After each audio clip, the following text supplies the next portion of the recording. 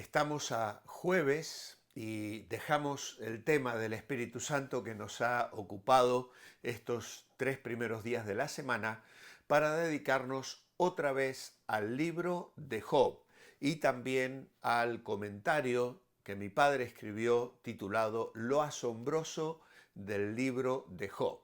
Nuestra lectura hoy está en el capítulo 2 y el versículo 7.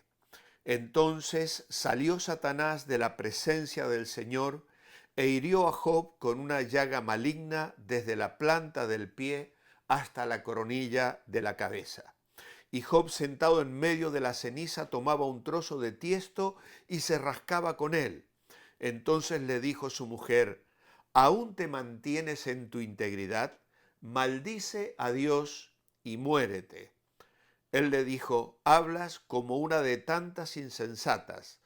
¿Acaso solo vamos a recibir de Dios las bendiciones y no las calamidades? A pesar de lo ocurrido, Job no pecó con sus labios.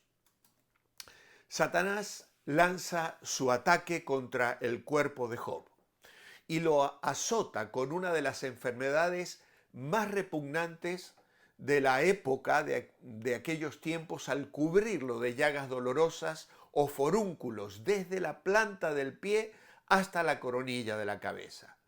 Un solo forúnculo en la piel es suficientemente doloroso, pero estar cubierto de ello sería casi insoportable. Es difícil imaginar su dolor agonizante y la terrible miseria en la que él se sentía. Se han propuesto muchas teorías sobre la enfermedad que él sufría en la piel, en base a las descripciones que encontramos en el libro de Job. Las más comunes son la lepra y la elefantiasis. Cualquiera que fuera, los síntomas eran los siguientes: desfiguración corporal, insomnio, llagas infectadas por gusanos, llagas que forman costras, se agrietan y supuran, capítulo 7, pesadillas, también descrita en el capítulo 7, asfixia, depresión, aliento pútrido, enflaquecimiento, pérdida de dientes, dolor en todo el cuerpo, capítulo 30, verso 17, oscurecimiento, arrugamiento y descamación de la piel, fiebre con escalofríos. En la cultura de la época de Job, tal enfermedad era considerada universalmente como un castigo infligido por los dioses por un atroz, terrible pecado. Job se consigna al montón de cenizas, el basurero o vertedero de la ciudad.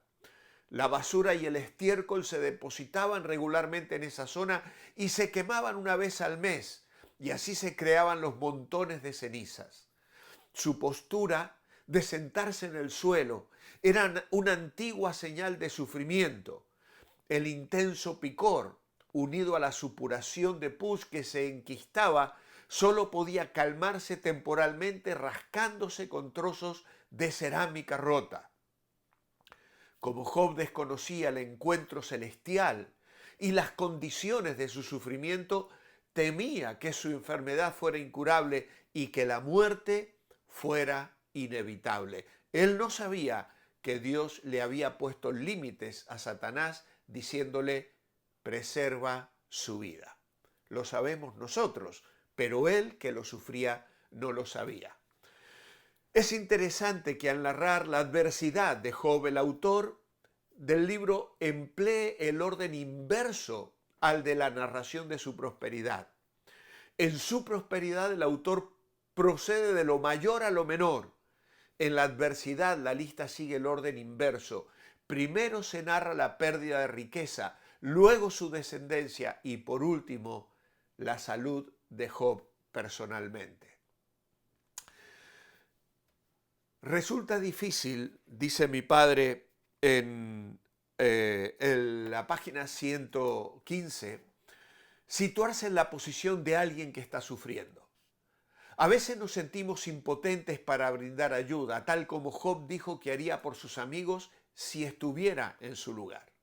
En Job 16:5, él les dice: os confortaría con palabras, y la consolación de mis labios aliviaría vuestro dolor.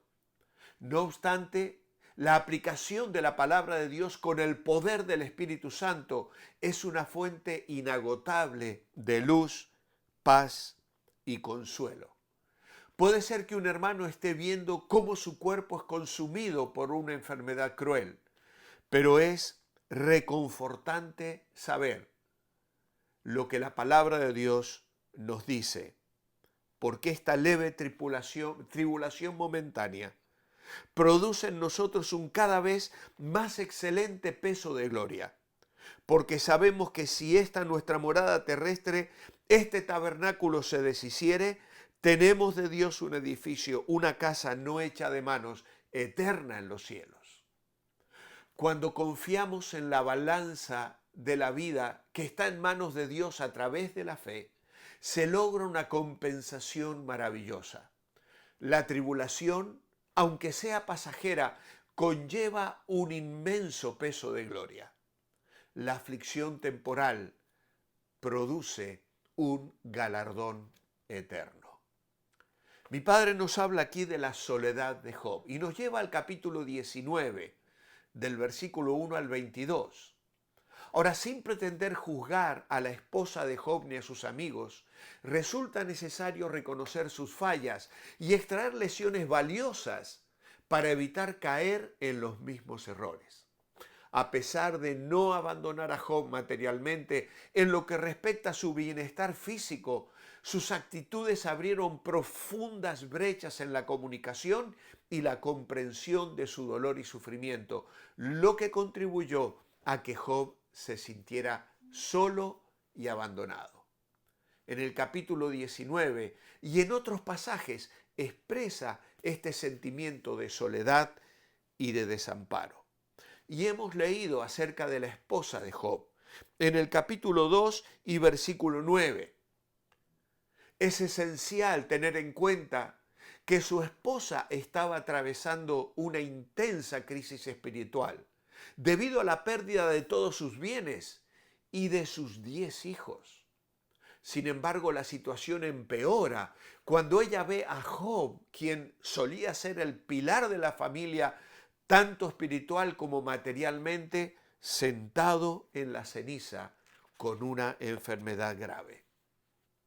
Lo que Job describe debe haber sido una visión impactante y repulsiva. Él mismo se siente como un hombre vivo que habita en el estado de un muerto. Lo que la esposa no puede comprender es cómo Job puede mantener su humildad, sumisión y confianza en Dios en medio de semejante sufrimiento y de deterioro físico. Este contraste es lo que genera un abismo espiritual entre ellos, lo que lleva a Job a sentir a su esposa distante, ajena y ausente. Y dirá en el capítulo 19, verso 17, mi aliento se me ha acabado, mis días se han apagado y me han quedado solo quejosas noches. Mi aliento, dirá también, vino a ser extraño a mi mujer, aunque por los hijos de mis entrañas le rogaba. Es posible vivir bajo el mismo techo, compartir una casa y una familia y poseer bienes materiales en común, pero aún así existir una separación profunda entre la pareja, especialmente cuando Dios ha bendecido el matrimonio con hijos.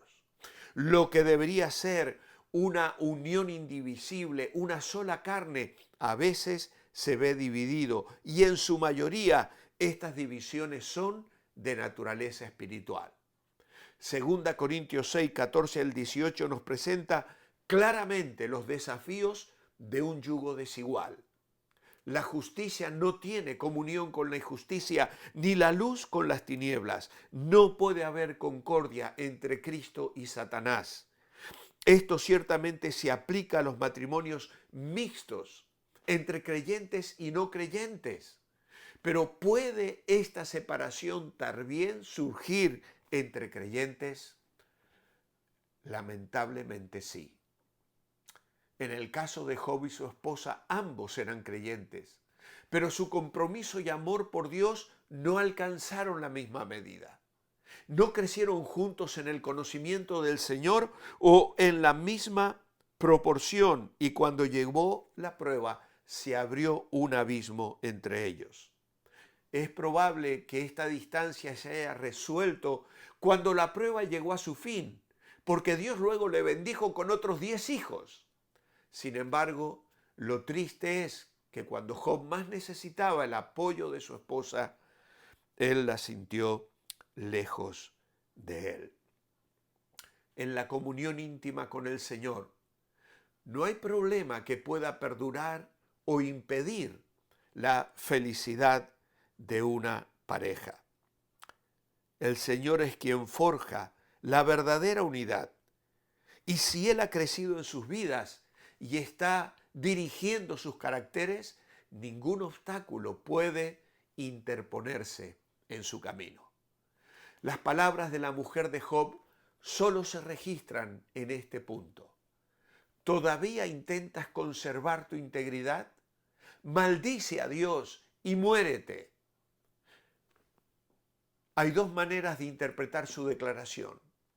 Puede haber respondido desde la ira contra Dios diciéndole a su marido que lo maldijera y se suicidara. Una segunda opción es que haya respondido por profunda simpatía hacia su esposo, sugiriéndole el suicidio.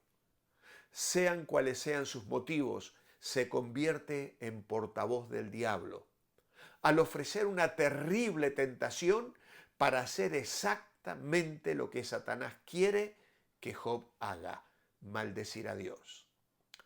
Los comentaristas no han sido amables con la señora Job.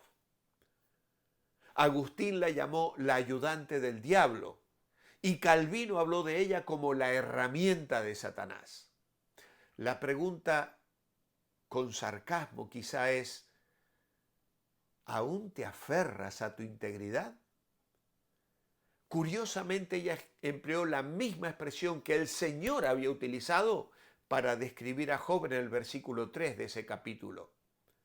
¿Qué sentido tiene ser inocente después de que Dios ha permitido o causado todo esto? Job, maldícelo y ve y ahórcate.